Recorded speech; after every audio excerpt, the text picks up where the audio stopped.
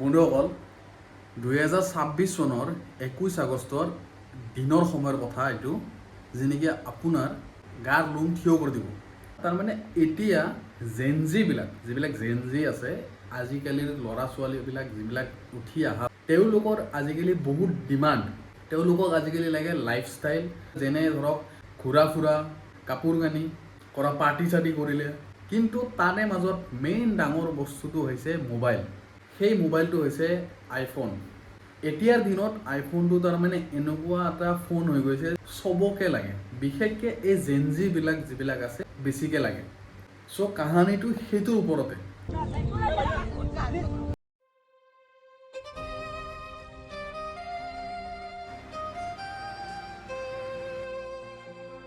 এয়া কোনো ফেক দৃশ্য নহয় গাইজ, এয়া একদম ৰিয়েল ঘটনা 21 আগষ্টত।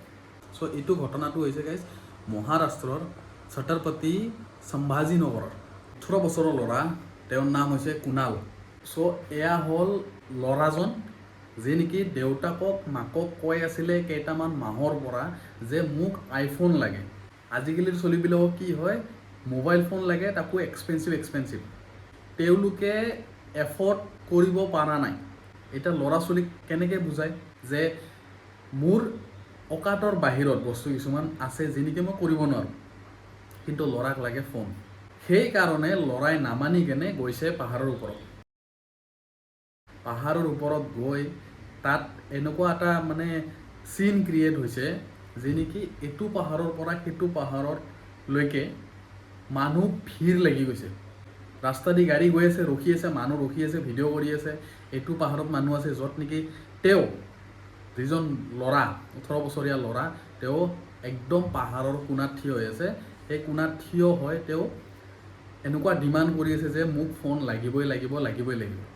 তেওঁ বুজাবৰ কাৰণে, বাচাবৰ কাৰণে মাক আৰু দেউতাকে জীও জান লগাই দিছে যে তেওঁক কেনেবাকৈ ছেভ কৰিব লাগে। কিন্তু ল'ৰাটো কোনো পধ্যে মানা নাই। তেওঁ একদম কোণাত আছে আৰু পাৰিলে জাপ মাৰি দিব, কেৱল মাত্ৰ আইফোনৰ কাৰণে। মানে কি আইফোনটো ইমান ডাঙৰ এটা বস্তু হৈ গৈছে নেকি যি নেকি মানুহক মানে পূৰা লাগেই। মানে কি আছে আইফোনটোত? এতিয়াৰ ল'ৰা ছোৱালী যিমান আছে উঠি অহা জেনজিবিলাক, চবকে লাগে এটাই ফোন, সেইটো হ'ল আইফোন। মানুহৰ যিমান হেচিয়ত থাকে তাতকৈ বেছি হ'ব নালাগে। আৰু যদি ইচ্ছা থাকে যে মই এইটো ল'মেই ল'ম, এইটো নহয়গৈ যে মোক দিবই লাগিব। সদায় মাথাত এটা বস্তু থাকিব লাগে যে মই সেইটো কৰি কেনে ল'ম, নাকি মোক দিবই লাগিব যেনেকৈ নহওক, নহ'লে মই মৰি যাম। মাক বাপেকে কেতিয়াও ল'ৰা ছোৱালীক কমি হ'ব নিদিয়ে। দেউতাকে গোটেই জীৱনটো মাৰি দিয়ে কেৱল ল'ৰা ছোৱালী ডাঙৰ কৰোঁতে। মাকে গোটেই জীৱনটো শেষ কৰি দিয়ে ল'ৰা ছোৱালী ডাঙৰ কৰোঁতে আৰু ঘৰখন চাওঁতে। তাৰে পিছতো আজিকালি ল'ৰা ছোৱালীবিলাকক লাগে দামী বস্তু, দামী কাপোৰ, দামী ফোন। ক'ৰবাত যাব মানে এনেকুৱা ফুৰিব যাব, তাত লাগে টকা। মুঠতে গোটেই মাক বাপেকৰ ওপৰতে নিৰ্ভৰ হৈ গৈছে। চ' ঠিক সেয়াই মানে হৈছে ছত্ৰপতি সম্ভাজীনগৰৰ এই কাহানীত, মানে এই ঘটনাটো। চ' সেইবিলাক নাপালে ল'ৰা ছোৱালীবিলাক, বিশেষকৈ ল'ৰাবিলাক কি হৈ যায়, পাগল হৈ যায়। তো তাৰে পিছত কি হয়, সদায় ভুল ৰাস্তা লয়, যি নেকি ছুচাইড হ'ব, কিবা হ'ব, সেইবিলাক ৰাস্তা লৈ লয়। আৰু যদি আইফোন ল'ব ইচ্ছা আছে বা দামী ফোন ল'ব ইচ্ছা আছে, দামী বস্তু ল'ব ইচ্ছা আছে, তেতিয়াহ'লে সেইখিনি নিজৰ ওপৰত বিশ্বাস ৰাখিব লাগে আৰু নিজে কৰিব লাগে, নাকি মাক দেউতাকৰ ওপৰত নিৰ্ভৰ কৰিব লাগে। আজি ময়ে ঘৰৰ সৰু ল'ৰা, কিন্তু মই বহুত জেদ কৰিব পাৰিলোঁ যে মোক ইটো লাগে, সিটো লাগে। আজি মোৰ দেউতা নাই, কিন্তু তথাপিও আজিলৈকে মই দেউতাক ফোন এটা খুজি নাপালোঁ যে দেউতা মোক ইটো ফোনটো লাগে। এতিয়াও মা ক'ব নোৱাৰিব, না মাক সুধিছোঁ মই, না দেউতাক সুধিছোঁ, না দাদাহঁতক সুধিছোঁ, কাকো সোধা নাই।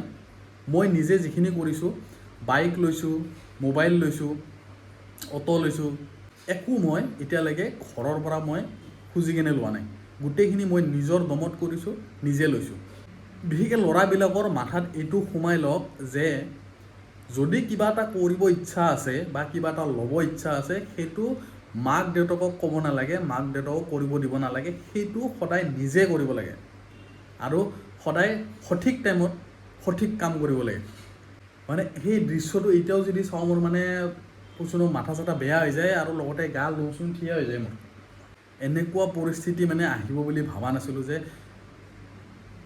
কেৱল এটা বস্তুৰ কাৰণে 3জনকৈ মানুহৰ জীৱ গুচি যাব। ৰাতিপুৱাই গাইছ এই ভিডিঅ'টো দেখা পাই মোৰ মানে কি ক'ম, নিজৰ ওপৰত কণ্ট্ৰল নোহোৱা হৈ গৈছে আৰু এনেকুৱা হৈ গৈছে গা চা কঁপি উঠে। মানে এইবিলাক যদি চিন দেখা পাওঁ মানে অৱস্থা বেয়া হৈ যায় নিজৰে। ময়ো এজন ল'ৰা আৰু যিজন ব্যক্তি গৈছে আজি এই দুনীয়াৰ পৰা গুচি গৈছে তয়ো এজন ল'ৰা, কিন্তু ডিফাৰেঞ্চ আছে কেৱল বুজা শক্তিৰ আৰু ধৈৰ্য। এই দুটা বস্তু জীৱনত যদি আনিব পাৰিছে তেতিয়াহ'লে আগবাঢ়িব পাৰিব, বহুত কিছু কৰিব পাৰিব।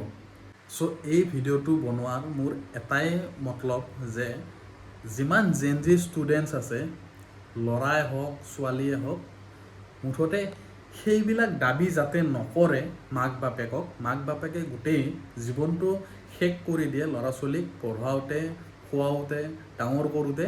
যি সপোন আছে প্ৰায় চেষ্টা কৰে যে মই সপোনকেইটাক তাৰ পূৰা কৰিম, কিন্তু তাৰে পিছতো যদি ল'ৰাবিলাকৰ ছোৱালীবিলাকৰ যদি বেছি ডাঙৰ সপোন থাকে তেতিয়াহ'লে মাক বাপেকৰ যদি কেপাচিটিয়ে নাথাকে তেতিয়াহ'লে মাক বাপেকে কেনেকৈ কি কৰি আপোনাৰ সপোন পূৰা কৰিব।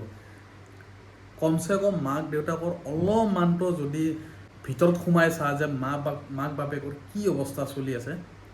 যদি ইমান কৰিব ইচ্ছা আছে মই এটাই ছাজেশ্যন কৰিম, সেইটো হ'ল এটা সময় যোৱাৰ পিছত ধৈৰ্য ধৰক, এটা সময় আহক, তাৰে পিছত নিজে কৰক আৰু দেখক যে দেউতা মা মই এইটো কৰিছোঁ এইটো লৈছোঁ। চ' কথাটো হ'ল মেইন সেইটো গাইছ। আশা কৰোঁ যে এই ভিডিঅ'টো চাই মানুহে বহুতখিনি বিশেষকৈ ষ্টুডেণ্টবিলাকে যাতে এই কথাটো বুজি পায়।